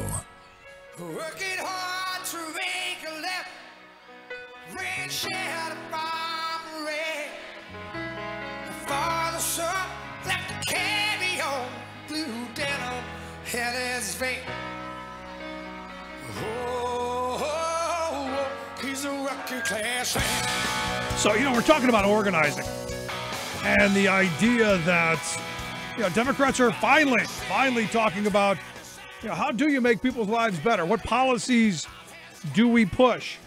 Here in Pennsylvania, where I'm at, one of the only states in this region not to have risen the minimum wage above the $7.25. In fact, all of the states that surround us here in Pennsylvania have raised their minimum wage. Pennsylvania, no. Why? Well, we've got a Republican-controlled House, a Republican-controlled Senate.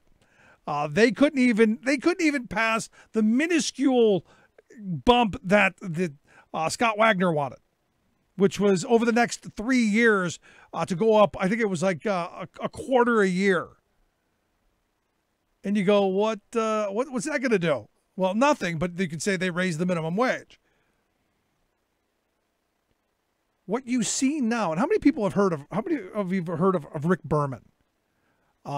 60 Minutes did a piece on him a couple of years back where they basically called him Dr. Evil. This guy he's the PR master, really, of all anti-worker policy that you could imagine for fast food industry, for the beverage industry, the alcohol people. You name the low-wage employer, he's their shill. And right now, they're out there raising money.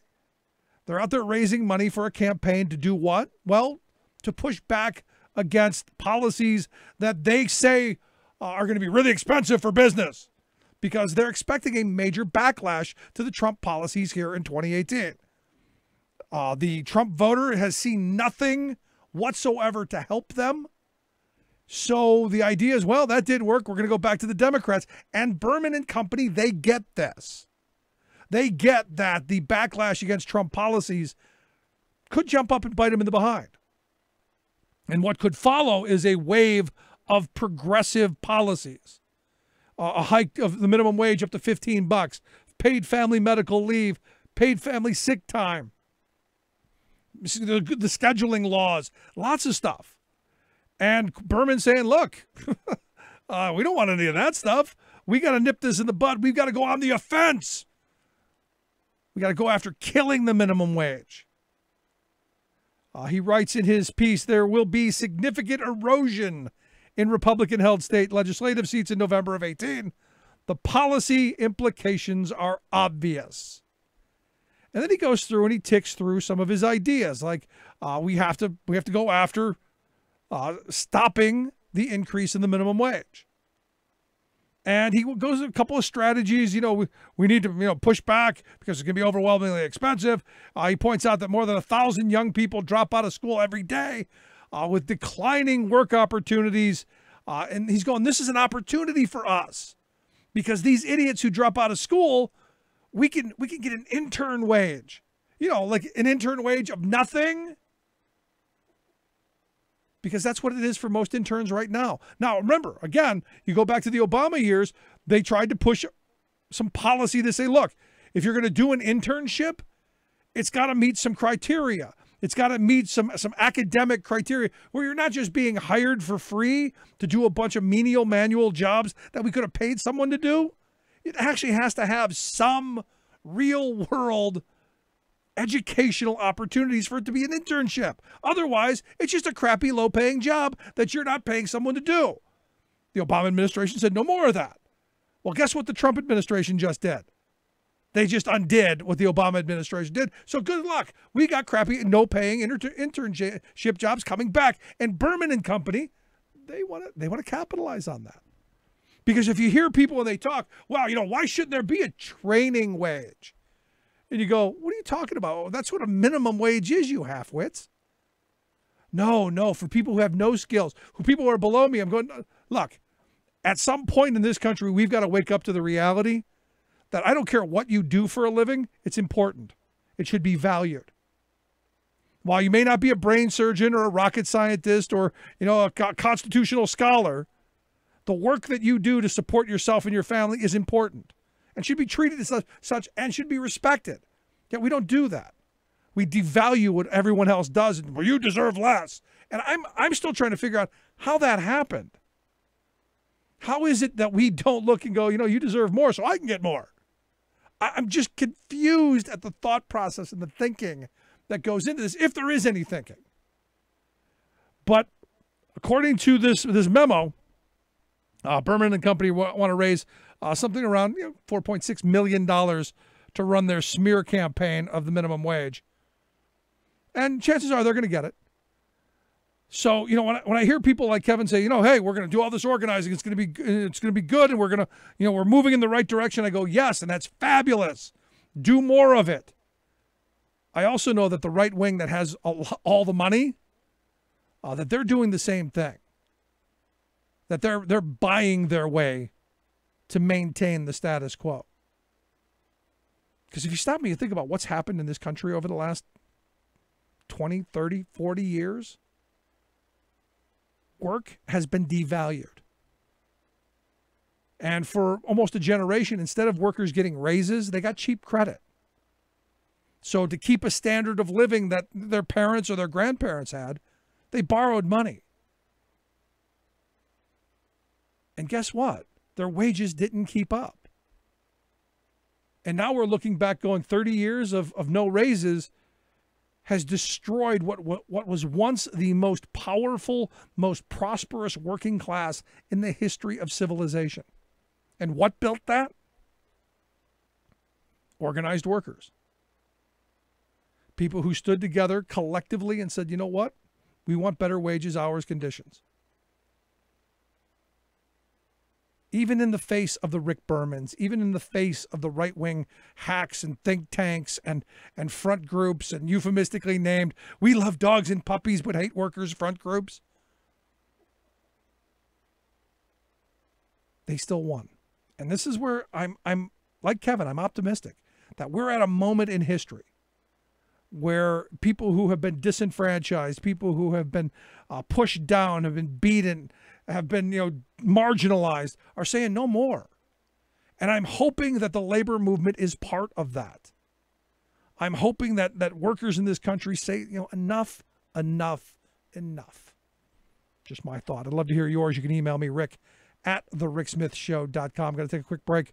Right back. Going to talk a little bit more about the Trump administration, the attacks on workers' rights, and the insanity that is the Department of Labor right now. Quick break. Right back. Stick around.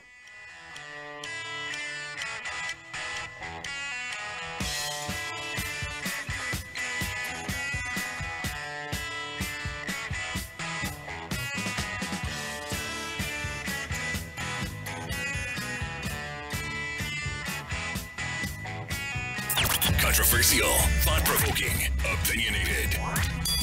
Rick Smith. I'm Rick Smith, and this is Labor History in 2.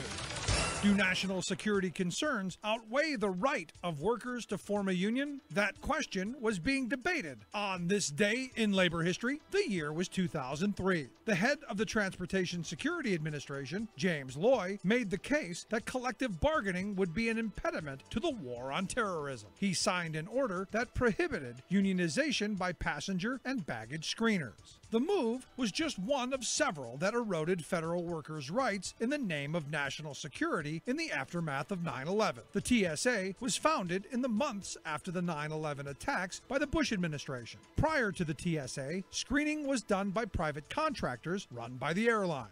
With the new organization, more than 45,000 screeners became part of the federal workforce. Massachusetts Senator Teddy Kennedy disagreed with the Bush administration's position that these workers could not join a union. He released a statement saying, "It's not Homeland Security, it's union busting." The TSA workers did not give up their fight to join a union. For the better part of a decade, they continued to organize and make their case. In 2011, the workers voted to become part of the American Federation of Government Employees. It was the largest union election by federal workers in United States history. There are limitations to the union, however, such as the screeners cannot go on strike, but the union can advocate for safe and fair workplace conditions. When the union was finally recognized, President of AFGE John Gage issued a statement. He declared, "Today marks the recognition of a fundamental human right for 40,000 patriotic federal employees who have been disenfranchised since the inception of the agency. Today, nearly 16,000 screeners have joined the union." Like what you hear? Check out more at laborhistoryin2.com.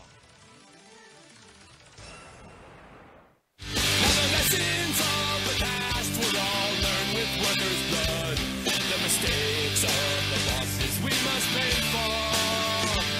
From the cities to the farmlands and trenches full of mud, 'cause war has always been the boss's way, sir. Come on, the union forever defending. Welcome back to the Rick Smith Show.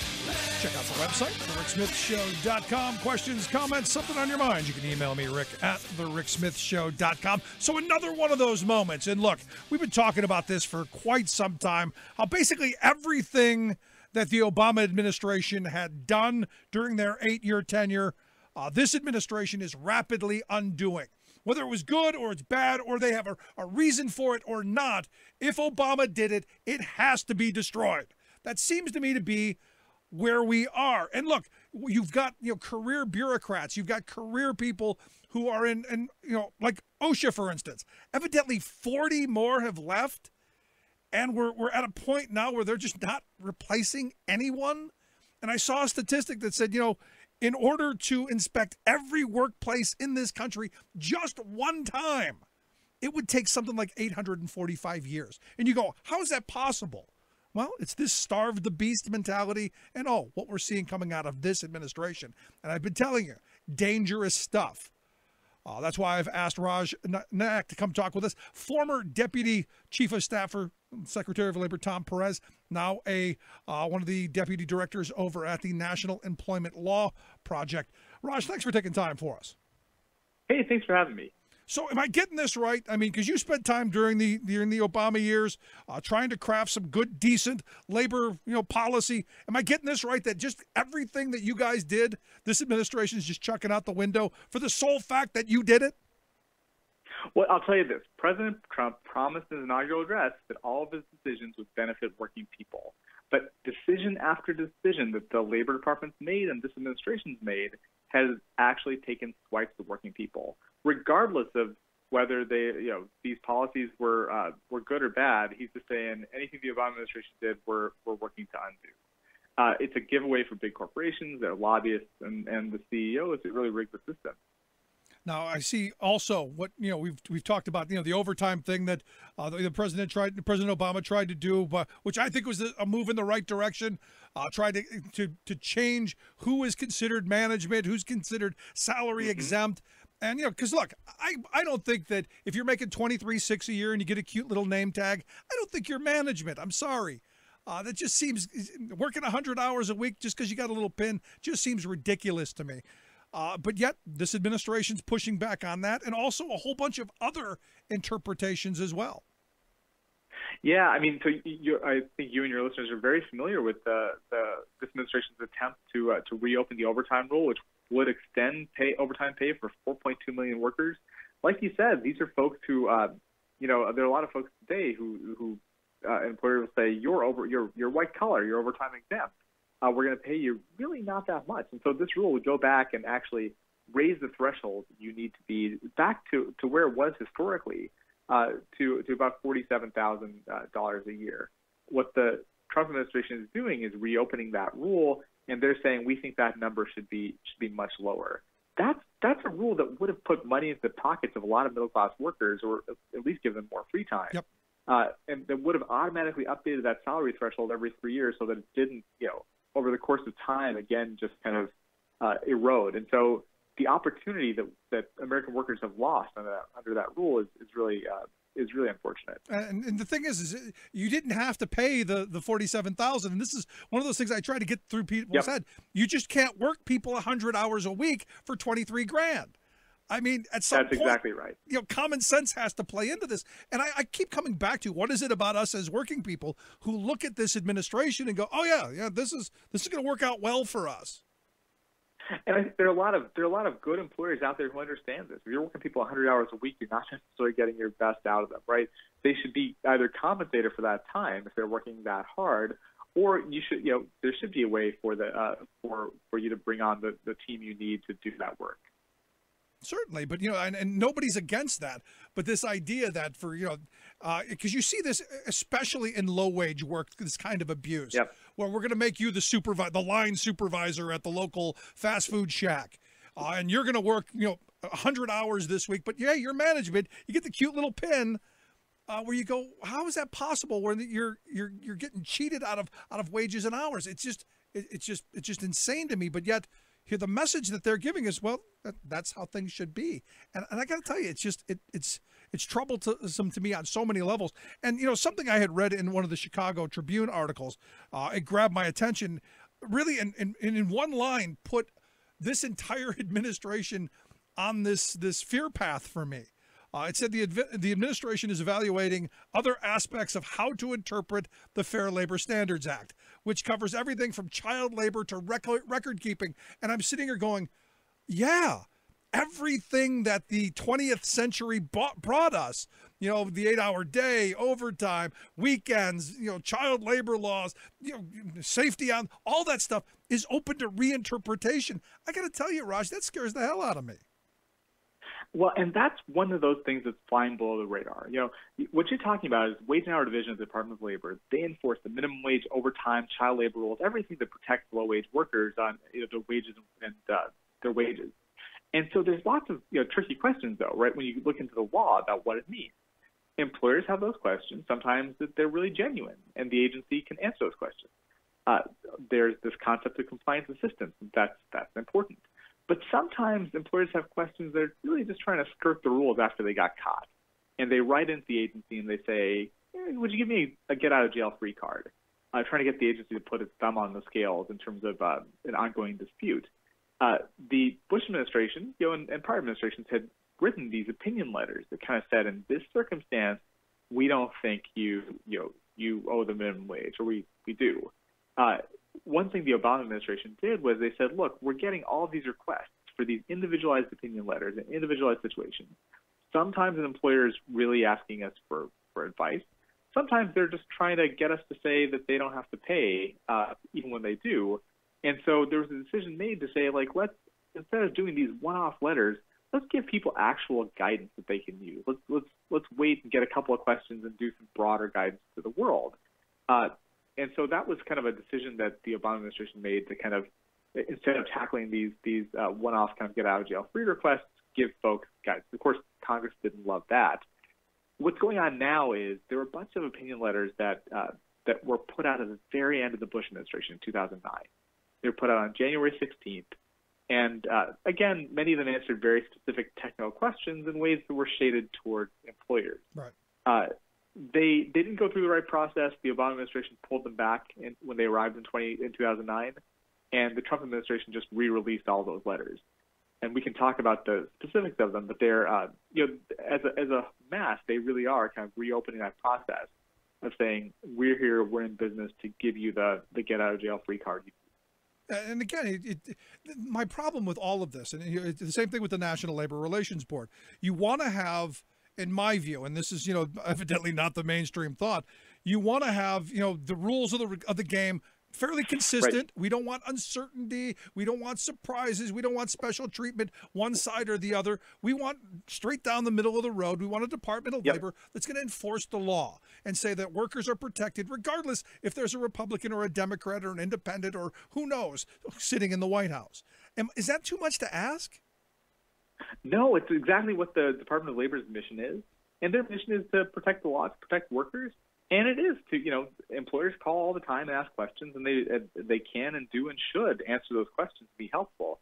The problem is when these systems are created and are frankly abused to give employers the kind of advice that they can use to, deflect an ongoing dispute of some sort, or to get out of paying the wages that they really should be paying. And that's what we're seeing now is a mechanism being created so that you can ask for those sorts of special requests. Because it seems to me, Raj, and I keep coming back to this, that I remember the Bush years very well, and here on the program we were screaming about all of the bad labor choices that they were making, and how the NLRB and I think it was the Oak River cases, were just completely screwed up labor law in this country for a number of years, and even to this day.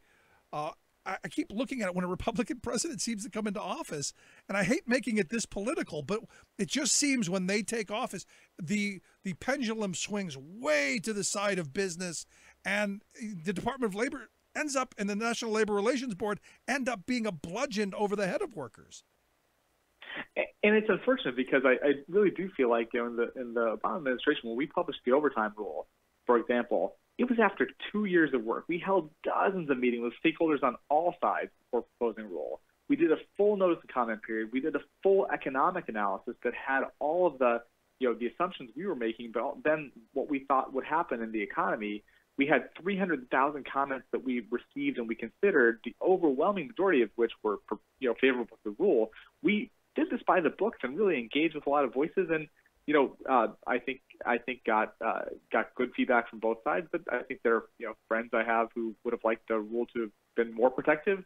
Still, I think we really engaged in good faith, and they just put out a proposed rule the DOL did this year to change the way the tips are created, actually, to let employers in certain circumstances take workers' tips. And they didn't even put out a quantitative economic analysis. They didn't even say, here's how much money we think that it's going to cause to shift from workers to employers. And that's, to me, that's frustrating because, I think that, an agency might have policy views that I disagree with, but they really owe it to the public to say, here's our best guess as to what's going to happen if we do this. No, and as I've been saying, that decision right there, massive wage theft in my view. And I've been talking to a lot of waiters and waitresses about the policies of the places where they work, and it's insane to me. I mean, I fortunately I'm now learning a lot. I'm learning that employers have been taking, for instance, when you tip with a credit card, they've been charging the credit card fees to the waiters and waitresses. I learned that, which is now why my New Year's resolution this year: all tips are done in cash. No, that's great. Simply because, look, I don't want these people who work really hard for not a lot of money to be cheated by their employers. It's insane that you would have a Department of Labor who's going, yeah, go ahead. As long as you're paying the minimum wage of those folks, take their tips. And, I think that's what customers expect too, right? When we leave tips, whether it's a restaurant or whether it's, at a hotel or otherwise, right? We expect that this money's going to the workers. Yep. We understand that look, the workers, as you said, like the DOL saying, well, if you get the full minimum wage, that full minimum wage is $7.25 right now at the federal level. That's not a lot. And so even if they're getting the, quote, full minimum wage, I agree with you. We expect that the money we leave is going to the workers, and it's only fair that management's not taking a part of that. Yeah, and the tipped minimum wage is even worse. And I ask people, what do you think the tipped minimum wage is? And people come back with, $5, $7, $10, $8, I don't know, $2.13 on the federal level. Since 1991. That's it. And you go, and you're going to steal their tips now? Really? It's insane. Well, I think one thing you're running into is I think there are restaurants out there and others in the kind of tip industries who are running into the fact that they're paying their back of the house folks whatever the state or federal minimum wage is, right? California it's higher, but they're running into the fact that there are retail establishments out there. You have even the Walmarts and Targets of the world who are raising their introductory wages, which is great. But they're saying, hey, we're having some trouble attracting talent, and rather than there are a lot of things you could do, right, to attract talent. You could just raise your wages too. Yeah, isn't that what the free market was supposed to do, Raj? Were we told the magic, the invisible hands will take care of everything? And that's what the beauty of the free market is here. You have folks who are investing, who are kind of experimenting with these policies to say, like, maybe we're gonna move away from tips at this restaurant and try something else. There are lots of ways to do it. You don't have to get a pass from the Department of Labor that says you can take tips away to give it to other workers, and by the way, to take some for yourself too. Yeah, it's nuts. Yeah, and it's just completely nuts to me. But I look at everything this administration's done, and I'll be honest. I'm obviously not in the league that you're in, but I do follow this stuff. There's yet to be something that I've looked at that I say is that's going to be good for workers. Nothing, and yet this administration came into office with what they're claiming is a mandate to help working class folks in rural Tennessee and rural West Virginia and rural Pennsylvania where I live. We're going to make America great again. Yet I'm not seeing what's going to bring back what people think of one of the greatest times, which was when unions were strongest. You go back to the 1950s. We have this Norman Rockwell vision of everything was great. It's because we had really strong unions and decent wages for workers and all of that. All that's being destroyed by this administration. There's definitely a disconnect between this idea that the president's decisions would benefit working people and what we've seen from this administration, both their priorities on the legislative level and, frankly, like what their Department of Labor's been prioritizing. Their Department of Labor, as he said, has been prioritizing tearing down these sorts of protections that were put up by the Obama administration. Is there anything that they've done so far that you go, oh, that's not horrible? I mean, look, you spent years working under Secretary of Labor Tom Perez. You worked on this stuff intimately. Is there anything that this administration is doing right now that you go, yeah, that's not a bad idea. That might actually help? Anything? So, it's tough. Like there are things where I'd say I think that I could find a million places where we would do things differently, right? Like where we'd have different priorities and different decisions. There are certain places, and I'll tell you, for one, where I think that this Department of Labor has realized that it has an institutional duty. For example, there's a court down in Texas that you and your callers your listeners might know about this, right? There's a court down in Texas that had entered an injunction against the overtime rule and said, we don't think the Department of Labor can issue this rule. And their reasoning has changed a couple times pretty dramatically. At first, they said their reasoning was, I don't think the department can do any rule like this, and they kind of walked that back a little bit. But their reasoning was so faulty, and frankly, is the kind of thing that could block any kind of rulemaking. That I'll give them this: this Department of Labor and the Justice Department, even though they don't like the overtime rule, appealed that ruling, and I think that is again kind of minimal things it's important for them to have done to protect their authority. And so there have been a couple times like that where I said, okay, I really appreciate that they've done that because though again it's really something that they had to do to protect the authority of the government. Yeah, well, I got to be honest. I followed that a little bit, and it's ironic to me that they say it's unconstitutional, it's horrible, it's bad. Yet we're going to we're gonna fight to defend it because we want to tick it up just a little bit. Exactly. It's interesting. And so again, I'm not I'm kind of no, you're generous. I'm not setting the highest bar, but I'm acknowledging that I appreciate that they did appeal the key decision they should appeal. No, you're very generous in this. I'm a lot more negative on what they're doing because look, I look at the silica rule. I look at some of the attacks on some of the stuff that they've done, the overtime, the tips, and you just go, really?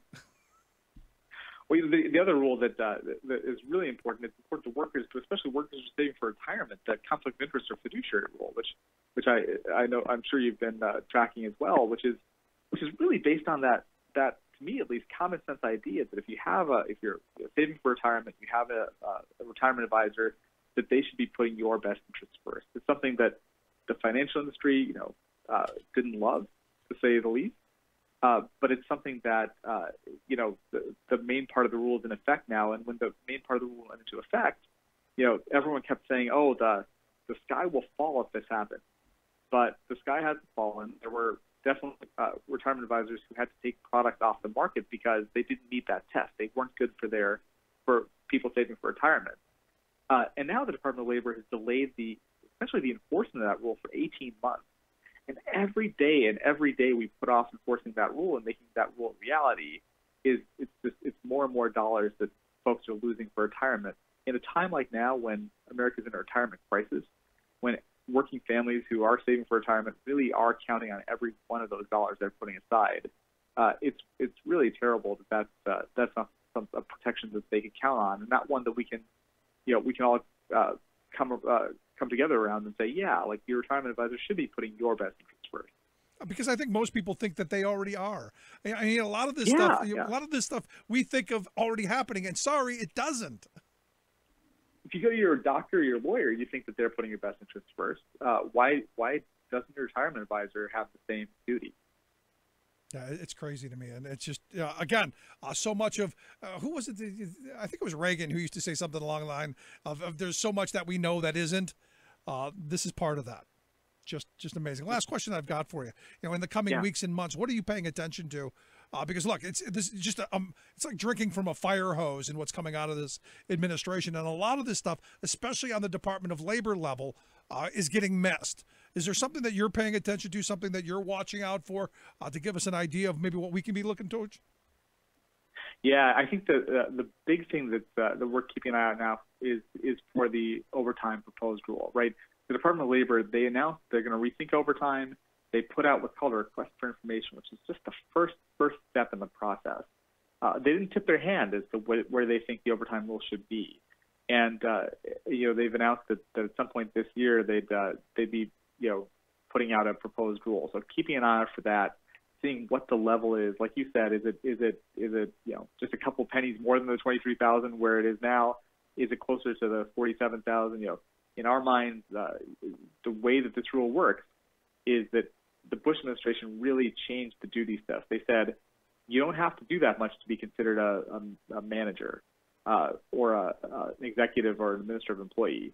But when they moved that bar down so low in the duties test, you have to move the bar higher on the salary side to make this thing work. And so, we're keeping a strong eye out for where they're projecting they're going to go on this, and we certainly will be weighing in on that. And something I'd love to have you come back and explain to us down the road. Raj, great talking with you. I really appreciate you taking time for us. Thank you. It's really an honor to talk to you. Good stuff. Thanks so much, Raj Nayak. Again, if you want to check out their website, we'll get a link at thericksmithshow.com of how you can take a look at the National Employment Law Project site. Quick break. Right back. This is The Rick Smith Show, where working people come to talk.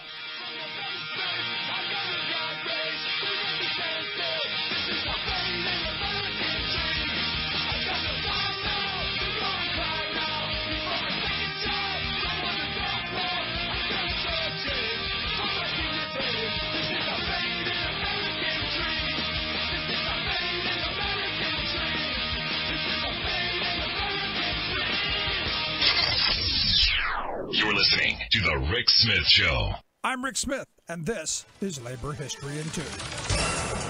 We often think of labor history as an urban movement happening on the shop floor. Yet farm workers have played an important and often overlooked role in labor history. Such was the case today. The year was 1939. More than 1,500 Missouri farmers and their families began a highway sit-in. The action was organized by the Southern Tenant Farmers Union, one of the few unions in the 1930s that accepted both white and black members. The Southern Tenant Farmers Union had been formed in response to New Deal policies. President Franklin Delano Roosevelt's Agricultural Adjustment Administration was meant to aid the nation's farmers, who had been economically devastated due to the Great Depression. Yet little of this federal assistance found its way to the tenant farmers. Landowners kept most of the money for themselves. Displaced tenant farm families piled all of their possessions along the side of the highway in protest. These farm workers, their families, and all of their worldly possessions lined two major highways in the Missouri Delta. The tenant farmers braved frigid temperatures day after day. As a tactic, organizers published the actions with photos and newsreels. The newsreels showed startling images of the impoverished farmers and their meager possessions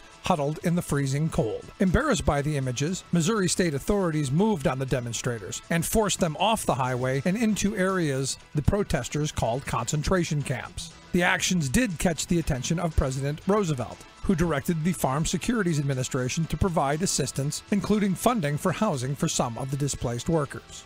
As John Hancock's Great Depression-era tenant farmer, union advocate, singer-songwriter wrote, "Homeless, homeless we are, just as homeless can be. We don't get nothing for our labor, so homeless, homeless we are." Labor History in 2 brought to you by the Illinois Labor History Society and The Rick Smith Show. For more information, go to laborhistoryin2.com, like us on Facebook, and follow us on the Twitters at laborhistoryin2. Remembering that united we bargain, divided we beg. Rick Smith. To this battle, take my Union gun. Gonna end this world of slavery, for this war is one you're bound to lose. You fascists are bound to lose. Real quick to clarify a couple of things.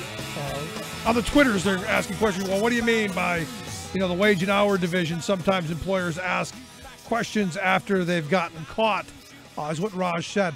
Look, what happens is you've got employers who do certain different things. For instance, I guess an example would be, maybe not paying an employee the minimum wage who works at a restaurant and claiming that they're tipped employees when maybe they're not.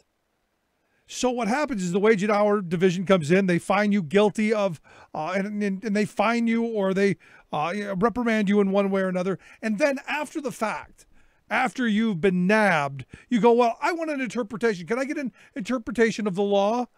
And the hope is that by you writing this interpretation, maybe you reinterpret a little bit different so that they're granted, well, a get out of jail free card to where they're not guilty anymore. And look, this stuff happens all the time, especially with the swinging door between industry and regulators, especially in the mine safety world and OSHA and all these places where it's a swinging door, where 1 week you're working for the industry and next week you're working for a regulator. And you say at some point, don't we need to have some kind of rules that block that swinging door?